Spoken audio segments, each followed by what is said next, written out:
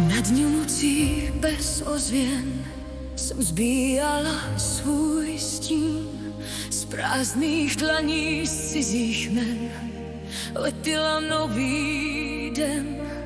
Popel chutná po pádech, po slzách bez slov, ale v žáru na rtech roste nový kov.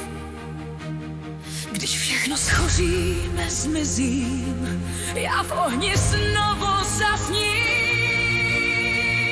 Z popela vstanu výš než dřív, k vínovou tron, co přežili. Roste hej strach, já stejně vzlétnu. Z popela vstanu zas, ať svět mě láme na tisíc. V plamenech rostu víc a víc, když padnu na zem naposled. Z popela vstanu zas.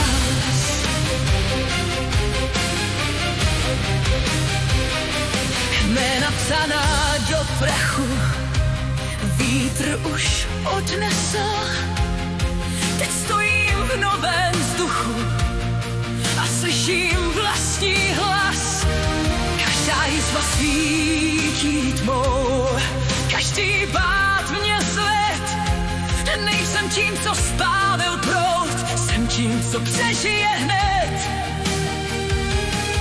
Tak zapal mosty za sebou, já z trosek cestu tvořím. Z popela stanu víc než dřív, k zimám zran, co přežili. Roste hej strach, já stejně vzlétnu. Z popela stanu zas, ať smět mě láme na tisíc. V plamenech rostu víc a víc, když padnu na zem naposled. Z popela vstanu zas.